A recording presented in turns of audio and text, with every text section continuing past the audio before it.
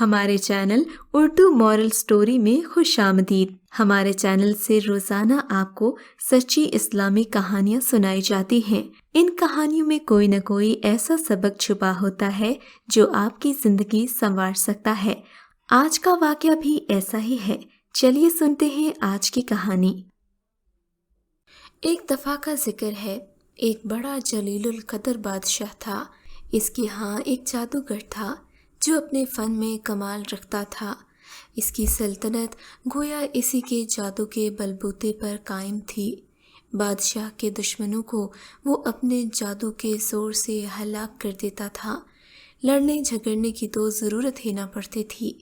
امرائے سلطنت اور ارکان دولت اگر بادشاہ سے ناراض ہوتے یا گستاخی کرتے تو یہ اپنے جادو سے ان کا رخ بادشاہ کی طرف موڑ دیتا تھا۔ اس طرح وہ ہر کام جادو سے کرا لیتا۔ جب وہ جادوگر بوڑھا ہو گیا، اسے اپنی زندگی سے نا امیدی ہوئی، تو اس نے بادشاہ سے عرض کیا کہ میں بوڑھا ہو گیا ہوں، میری عمر اخیر ہونے کو ہے، آپ کوئی سمجھدار یا ذہین لڑکا میرے سپرد کر دیں تاکہ میں اس کو اپنا علم سکھا دوں، تاکہ میرے بعد وہ آپ کے امور سلطنت کو درست رکھے۔ چنانچہ بادشاہ نے ایسا ہی کیا۔ ایک عاقل اور ہوشیار لڑکا جادوگر کے حوالے کر دیا۔ وہ لڑکا روزانہ صبح اور شام جادوگر کے ہاں حاضر ہونے لگا اور جادو کا فن سیکھنے لگا۔ راستے میں ایک درویش اپنے عبادت خانے میں رہتا تھا۔ یہ اس وقت کی بات ہے جب راہب لوگ اپنے اصلی دین پر قائم رہتے تھے۔ یہ درویش بھی ایک عیسائی راہب تھا۔ ایک دن لڑکے نے دیکھا کہ بہت سارے لوگ عبادت خانے سے نکل رہے ہیں۔ اس لڑکے نے معلوم کیا کہ یہاں کون رہتا ہے۔ لوگوں نے اسے بتایا کہ یہاں ایک راہب یعنی عبادت کرنے والا رہتا ہے۔ یہ سن کر وہ لڑکا بھی اس کے پاس پہنچا اور اس کی باتیں سنیں۔ اس کی باتوں سے لڑکے کا دل کافی متاثر ہوا۔ راہب نے لڑکے کو دین حق اور توحید کی تعلیم دینا شروع کی۔ وہ لڑکا ایمان لے آیا۔ یہ لڑکا جادوگر کے پاس جاتے ہوئے راستے میں راہب کے پاس ٹھہر جاتا اور دیر ہونے کی وجہ سے جادوگر اس لڑکے پر غصہ ہوتا اور اسے زد و کوب کرتا۔ لڑکا کہہ دیتا، مجھے گھر میں دیر ہو گئی۔ آخر جادوگر نے بادشاہ کے پاس شکایت کی۔ بادشاہ نے لڑکے کو تاکید کی کہ جادوگر کے پاس سویرے پہنچا کرو۔ اس کے درباریوں نے کہا، یہ لڑکا تو گھر سے سویرے آتا ہے، ہاں مگر راستے میں دیر کرتا ہے۔ بادشاہ اور جادوگروں نے یہ خیال کیا کہ لڑکا کھیل میں لگ جاتا ہوگا، اسی لیے دونوں نے لڑکے کو خوب تنبیہ کی، لیکن لڑکا درویش کے پاس متواتر جاتا رہا۔ ایک دن یہ لڑکا راہب کے پاس سے بادشاہ کی طرف واپس ہو رہا تھا کہ کیا دیکھتا ہے، کسی مہلک جانور نے راستہ روک رکھا ہے۔ لوگ ادھر ادھر رکے کھڑے ہیں۔ لڑکے نے دل میں خیال کیا، آج امتحان لیتا ہوں کہ راہب حق پر ہے یا پھر جادوگر۔ یہ خیال کرتے ہی اس نے ایک پتھر اٹھایا۔ یہ کہہ کر اٹھایا کہ اے خدا، اگر راہب کا مذہب حق ہے تو اس پتھر سے جانور کو ہلاک فرما، اور وہ پتھر اسے مار دیا۔ وہ جانور اسے فوراً ہلاک ہو گیا۔ لوگوں نے یہ واقعہ دیکھا تو کہنے لگے، اس کو جادوگری میں کمال حاصل ہو گیا ہے۔ اب تو لڑکے کی ہر جگہ تعریف ہونے لگی اور اس کی شہرت خوب پھیل گئی۔ آہستہ آہستہ یہ خبر راہب تک بھی پہنچ گئی۔ اس نے لڑکے کو تنہائی میں بلا کر کہا، بیٹا تجھ کو اللہ نے بزرگی اور کمال سے نوازا ہے۔ میں جانتا ہوں تیرا مرتبہ بہت بلند ہوگا، مگر تو کسی آزمائش میں مبتلا ہوگا۔ یاد رکھنا، میں بوڑھا اور کمزور ہوں، کسی کو میرا پتہ نہ دینا۔ لڑکے سے قول و قرار لے کر راہب مطمئن ہو گیا۔ ادھر راہب کی صحت اور انجیل مقدس کی تلاوت اور اتباع کی برکت سے حق تعالیٰ نے اس لڑکے کو ولایت عظمیٰ سے نوازا، یہاں تک کہ کوڑی، نابینا اور لا علاج مرض اس لڑکے کی دعا سے شفا یاب ہونے لگے۔ لڑکا خوب مشہور ہو گیا۔ اس شہرت کو سن کر بادشاہ کا ایک نابینا مصاحب اس کے پاس آیا اور خوب تحفے نذرانے پیش کر کے عرض کیا، مجھ پر بھی توجہ فرمائیے، میری آنکھیں بھی اچھی کر دیجیے۔ لڑکے نے کہا، مجھے کوئی نذرانہ یا ہدیہ درکار نہیں، یہ شفا میرے نہیں میرے اللہ کے ہاتھ میں ہے، شفا دینے والا بے شک اللہ ہے۔ اگر آپ وحدہ لا شریک پر ایمان لائیں اور شرک اور بت پرستی سے توبہ کر لیں تو میں اللہ سے دعا کروں گا، پروردگار عالم آپ کی بینائی واپس کر دیں گے۔ وہ اندھا اسی وقت مجلس میں مشرف و ایمان ہوا اور لڑکے نے دعا کی تو اس کی آنکھیں روشن ہو گئیں۔ معمول کے مطابق جب یہ شخص بادشاہ کی مجلس میں حاضر ہوا تو بادشاہ کو اس کی بینائی پر تعجب ہوا۔ اس سے معلوم کیا کہ میری مملکت کے تمام معالج تیری آنکھ کے علاج سے عاجز ہو گئے تھے، آخر تجھے کس سے شفا حاصل ہوئی؟ مصاحب نے بتایا کہ میرے پروردگار نے اپنی قدرت سے مجھے بینائی عطا فرمائی ہے۔ بادشاہ نے کہا، کیا میرے سوا بھی تیرا کوئی خدا ہے؟ مصاحب نے کہا، میرا، آپ کا اور اس ساری کائنات کا پروردگار وہ اللہ ہے جس نے اس ساری مخلوق کو پیدا کیا۔ یہ سن کر بادشاہ غضبناک ہوا اور اسے سخت سزا دی۔ پوچھا، یہ عقیدہ تجھے کس نے سکھایا؟ سختی سے گھبرا کر اس نے لڑکے کا نام بتایا۔ بادشاہ نے لڑکے کو بلایا اور کہا، تجھے میری پرورش اور میرے جادوگر کے فیض سے یہ کمال حاصل ہوا۔ لڑکے نے کہا، میرے اور آپ کے اور جادوگر کے ہاتھ میں شفا نہیں ہے، یہ اللہ کے قدرت پر موقوف ہے۔ یہ سن کر بادشاہ سخت ناراض ہوا، اسے کڑی سزا دلوائی اور کہا، یہ لڑکا غائب رہتا تھا، معلوم ہوتا تھا یہ کسی جگہ جاتا تھا، وہاں اس کے خیالات بدل گئے۔ جادوگر نے بھی دربار میں حاضر ہو کر عرض کیا کہ یہ لڑکا مدت سے غائب ہے، میرے پاس نہیں آتا۔ بادشاہ نے کہا، اس سے سختی سے پوچھا جائے کہ یہ مدت سے کہاں رہا اور کس کے پاس آتا جاتا ہے۔ جب سختی حد سے بڑھ گئی تو لڑکے نے مجبور ہو کر گوشہ نشین راہب کا نام بتا دیا۔ بادشاہ نے راہب کو گرفتار کر کے حاضر دربار کیا تو اس نے کہا، اگر تو اپنے دین سے نہ پھرے گا تو تجھ کو آرے سے چیر دیا جائے گا۔ راہب نے کہا، میں ہرگز اپنے دین برحق سے نہ پھروں گا اور جو مصیبت آئے گی اس پر صبر کر لوں گا۔ چنانچہ بادشاہ کے حکم سے اس راہب کو آرے سے چیر دیا گیا۔ پھر مصاحب کو بلا کر یہی کیا۔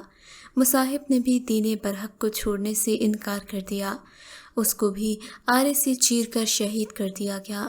پھر لڑکے کو بلا کر سمجھایا گیا کہ اگر تجھ کو زندگی محبوب ہے تو باز آ جا، ورنہ ان دونوں کا انجام تو دیکھ چکا ہے، تیرا حشر بھی یہی ہوگا۔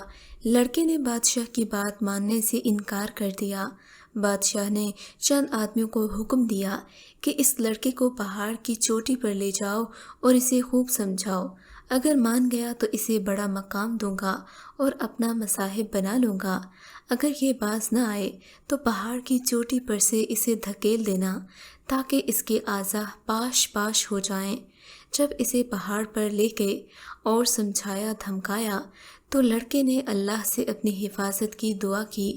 اسی وقت پہاڑ پر زلزلہ پیدا ہو گیا اور شاہی لوگ پہاڑ سے گر کر ہلاک ہو گئے۔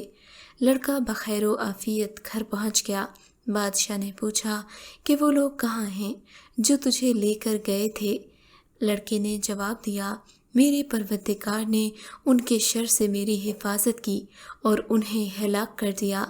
بادشاہ نے دوسرے چند آدمیوں کو حکم دیا کہ اس لڑکے کو ایک کشتی میں سوار کر دو اور دریا میں لے جاؤ، اگر یہ اپنے دین سے باز آئے تو بہتر ہے، ورنہ اسے دریا میں پھینک دو۔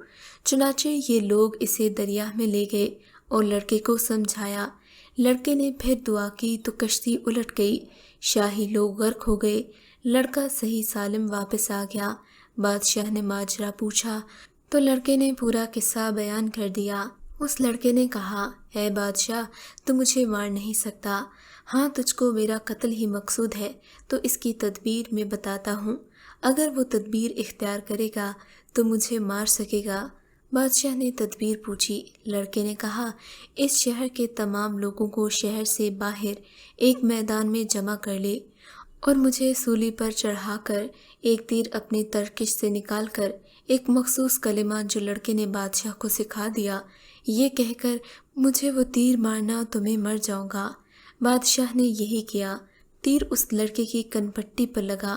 لڑکے نے اپنا ہاتھ کنپٹی پر رکھ لیا، یہ کہتا ہوا شہید ہو گیا کہ میں اپنے پروردگار کے نام پر شہید ہو کر کامیاب ہو گیا۔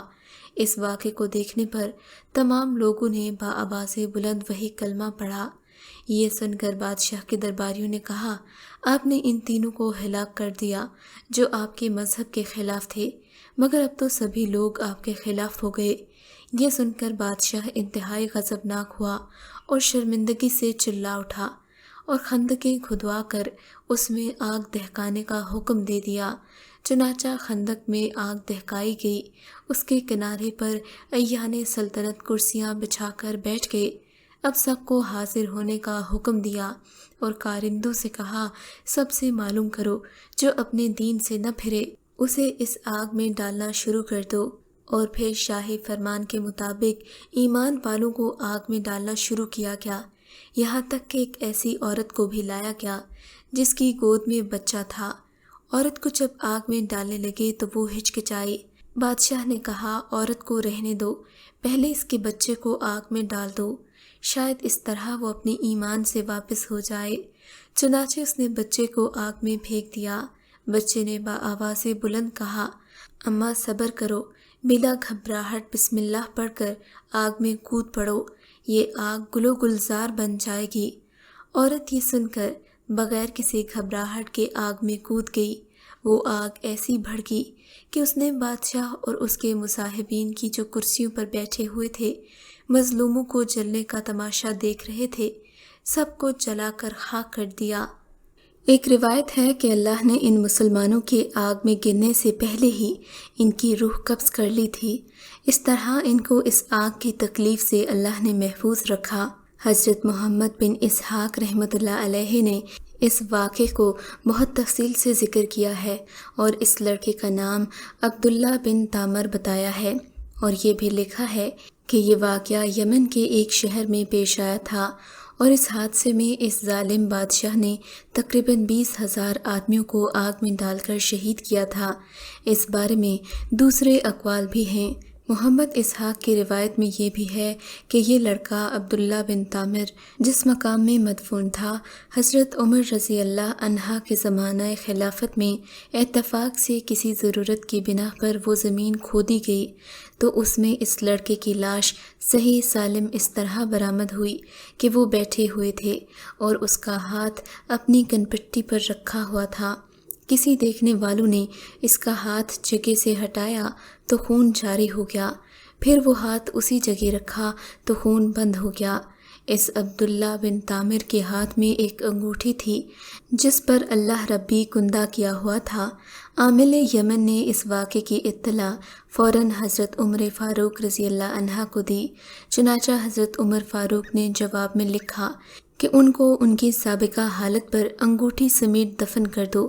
چنانچہ ایسا ہی کیا گیا۔ اس واقعے سے ہمیں یہ سبق ملتا ہے کہ انسان جب آزمائشوں پر استقامت کے ساتھ ڈٹ جائے تو اللہ کی مدد آتی ہے، لہٰذا وقتی آزمائشوں سے نہیں گھبرانا چاہیے بلکہ ایمانی استقامت کا مظاہرہ کرنا چاہیے، پھر چاہے اس کے لیے جان ہی کیوں نہ دینی پڑے۔ اللہ ہم سب کو استقامت عطا فرمائے، آمین۔